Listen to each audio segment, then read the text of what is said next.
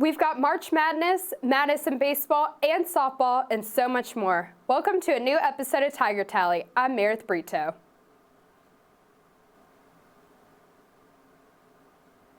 Football is gearing up for the upcoming season. Two big factors the Auburn coaching staff will have to address in practice. How will they build off last year's success on defense and fill in some holes with the loss of Carl Lawson and Montravius Adams? And then, who will be the starting quarterback next year? However, Auburn is in no hurry to name a starting quarterback.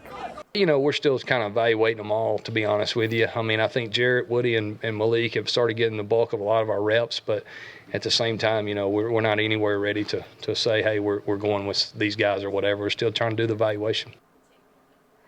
Before the team took a week off for spring break, Auburn held its annual Pro Day. Some of the players participating this year featured Carl Lawson, Montravius Adams, Joshua Holsey, Jeremy Johnson, and many more. For those not invited to the NFL Combine, this was a chance to showcase their talents in front of some scouts. One of the most familiar faces on the field scouting out the talent was Steelers head coach Mike Tomlin.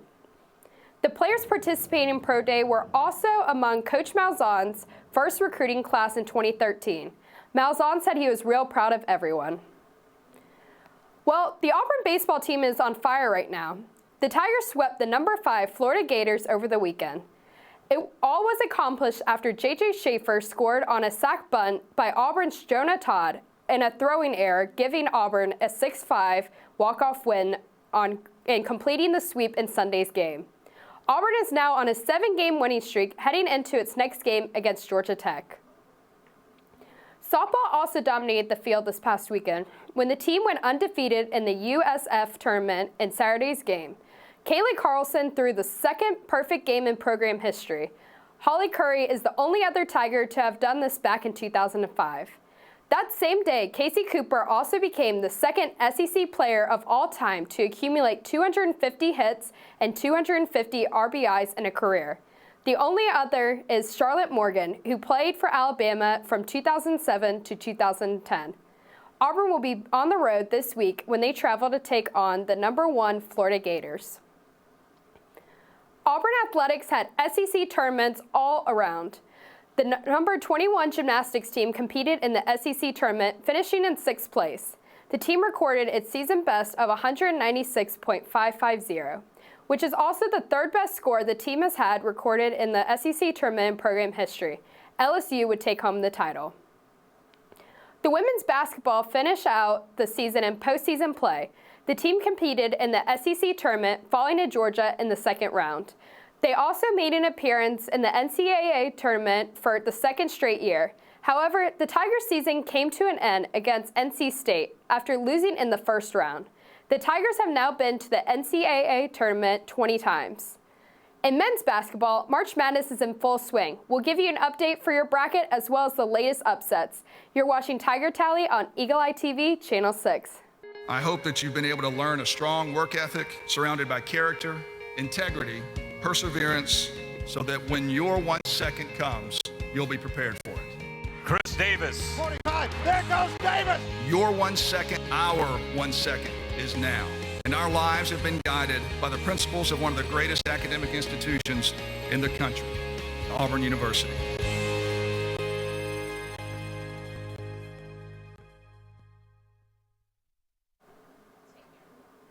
Bosses, if you see an increase in laziness among workers, don't be alarmed. It's March Madness time.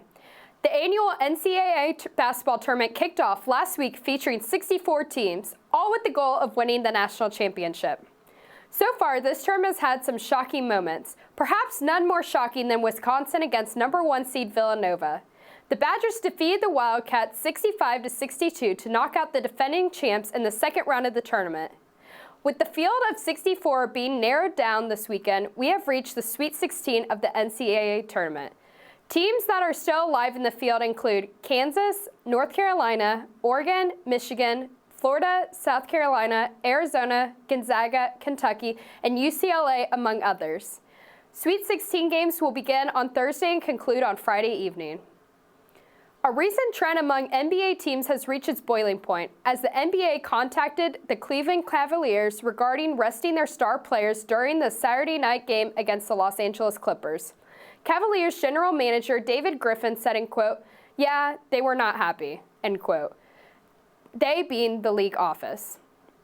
The trend of resting star players has widely thought to be originated by Spurs coach Greg Popovich. The Oakland Raiders are strongly considering acquiring running back Marshawn Lynch from the Seattle Seahawks, either through trade or by his release. Lynch, who is currently retired, has NFL rights owned by the Seahawks. He still has 2 years remaining on his contract with the team. The former star was last played in the NFL in 2015 for Seattle. Coming up, we will sit down with Auburn soccer head coach Karen Hoppa for an exclusive Eagle Eye TV interview. We'll be right back.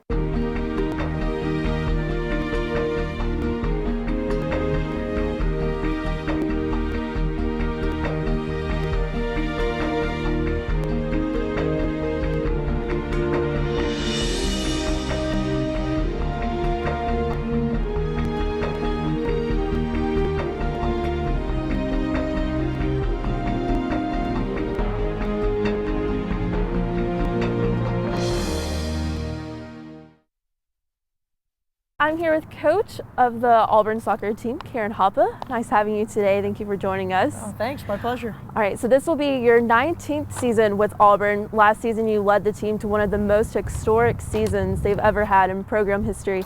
Tell me what that was like for you. Ooh, you know, it was a lot of fun. It was a really special group. The chemistry was amazing. The leadership from our seniors was tremendous. And, it was really fun to have a historic run like that with such an amazing group of people. Tell me about the seniors. You have 6 of them leaving. How is that going to impact next year's team? Well, obviously it's a large number. 5 of them were full-time starters, so there's going to be a major impact for sure. From a talent standpoint and also from a leadership and a personality standpoint, and that's what spring's all about. This spring is about finding our new team leaders and our new personality and our new style of play. So we've got a lot of work to do this spring to fill all those holes. You also have a new recruiting class coming in with 9 new players. How are they going to fit in with the team? Well, it's a great recruiting class. We knew we were losing a good class, so we really worked hard on the 2017 class to get some special players, and we've got a lot of talent. I think it's a group that's really going to help us and help keep us at the high level that we were at last season. And Kristen Dodson's going to be returning for her senior season. How do you expect her to play next year? A lot of pressure is going to be on Kristen's shoulders. This year she split the scoring with Casey Ramsier, and she's obviously the returning leading scorer. So there's going to be a lot of pressure, and I think that's going to be one of the biggest challenges. Is Kristen just needs to ignore that pressure and play the way she's capable of playing, and if she does that, she's going to have a great senior year. With spring exhibitions starting up, how are you preparing for next season? Well, it's one day at a time, and the real focus in spring is to get better every day. In the fall, the focus is preparing for the next game and all the tactics of it, and spring is about development. So, our main goal right now is to get better every day, and if we do that, we'll call it a successful spring. And James Armstrong was also named the associate head coach. What led to this decision? It was a tough one. I've got a great staff, and, James is just one of those guys that's just special. His recruiting level and his ability on the field is really tremendous, and we felt he earned it, and we're happy to recognize him in that way. How do you think he's going to help the team improve?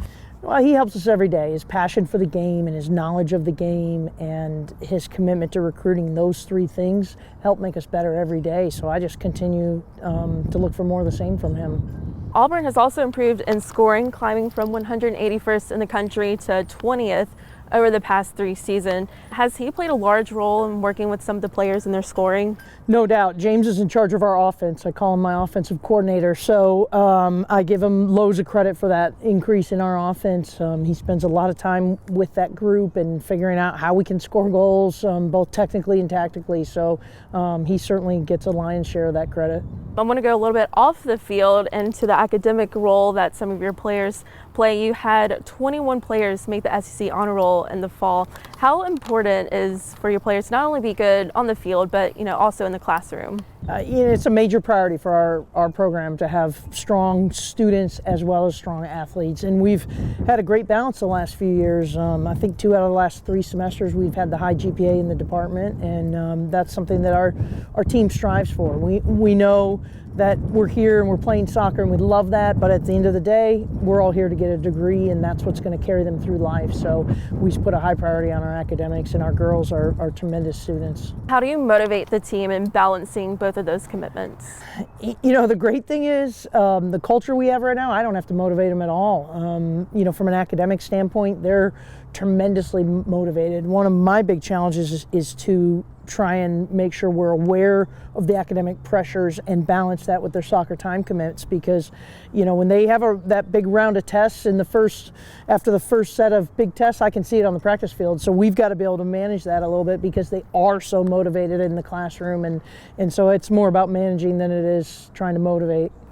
And with next year's team, Casey Ramsey won't be here, so how is her presence going to be missed? You know, Casey was a great leader. She set the example. Obviously, she scored a ton of goals, had a tremendous career.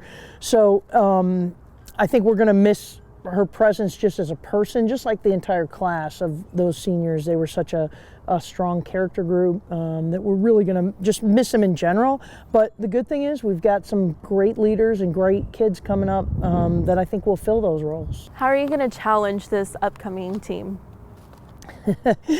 You know, the challenge is to get better, right? It's one thing to make a great run and get into the top 10, and it's a whole nother to actually stay there. So that's the challenge is, you know, now that we've been there, we got a little taste, how do we find a way to stay at that level? And finally, do you have a message for your seniors that are leaving this year? Well, we have our banquet at the end of the month, and we'll talk then, but the biggest message is just to thank them for everything that they've done for Auburn soccer and Auburn University. They've been great representatives of our program, and each year that they've been here, we've gotten better. So that's a testament to those seniors. All right, well, congratulations again on the historic season, and thank you for joining us. Oh, thank you. My pleasure.